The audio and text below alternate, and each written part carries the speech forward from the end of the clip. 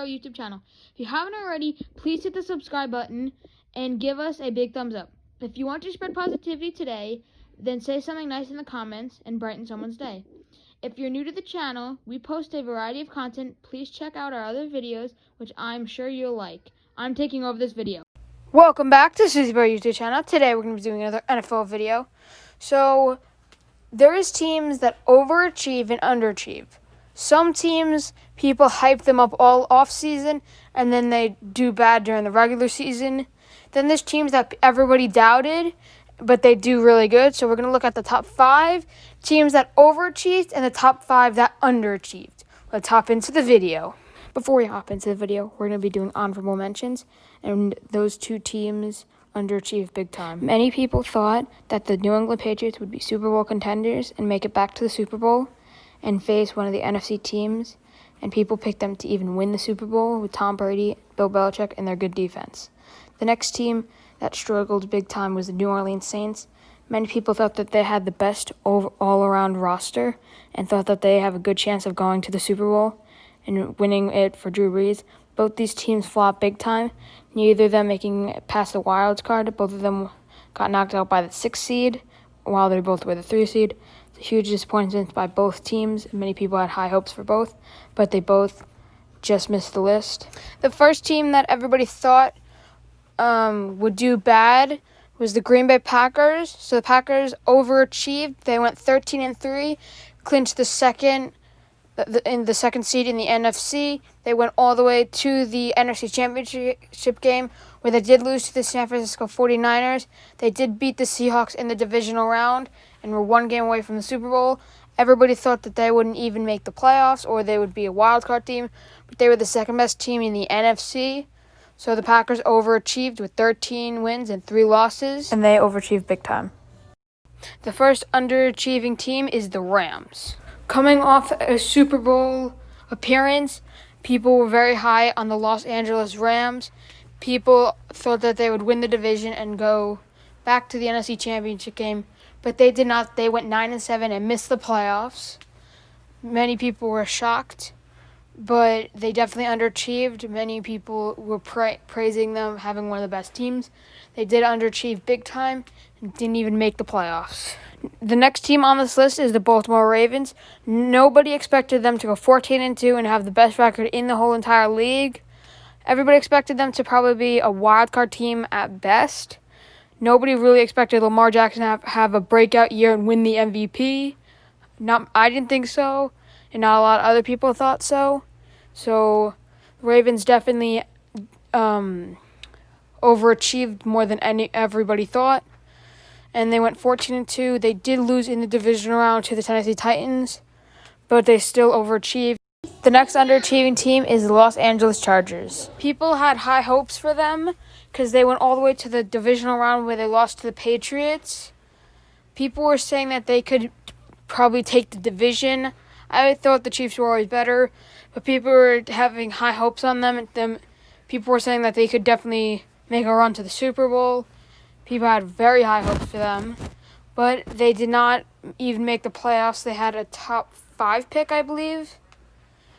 They went 5-11, like a top 5 pick, so a terrible year.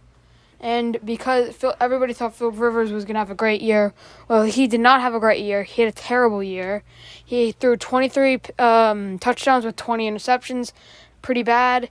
While many people hyped them up, they underachieved big time, going 5-11. Next team on this list is the Tennessee Titans. They overachieved big time.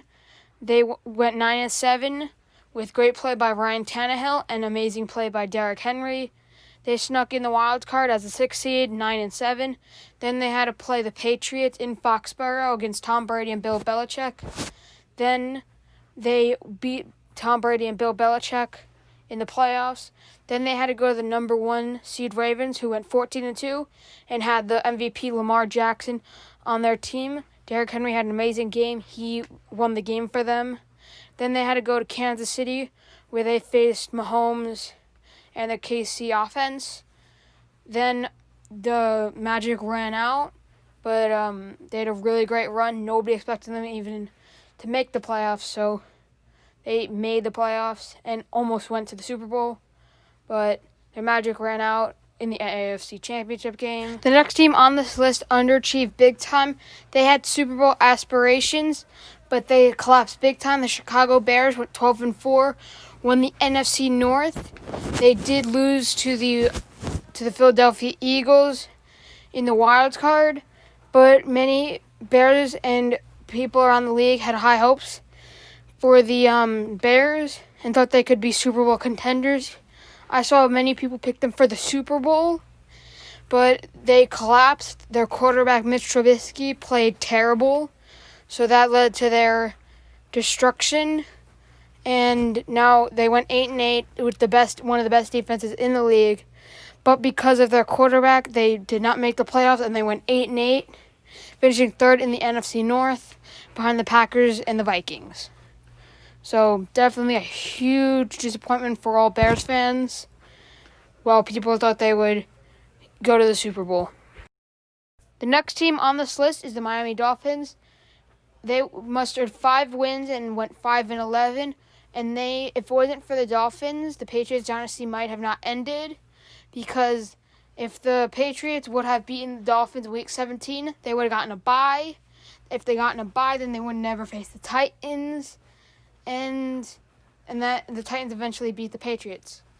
Everybody say thank you to the Dolphins, because if it wasn't for them, the Patriots would probably still be a dynasty, or there's a chance. But they went 5-11 while everybody thought that they were going to be terrible. They were on a tank train. But they actually got 5 wins, and they got their QB of the future, Tua Tagovailoa. And they actually had a pretty good season. Definitely overachieved from what everybody thought they would, while they went 5-11. The next team on the list underachieved big time. The Dallas Cowboys. Many people thought that they would win the division and make a deep run to the playoffs, but they didn't even make the playoffs in a terrible division, the worst division in football. They didn't even make the playoffs. So many people thought that they would make the playoffs. They went 8-8. Missed the playoffs, had one of the top offenses in the league, but just they couldn't put it together.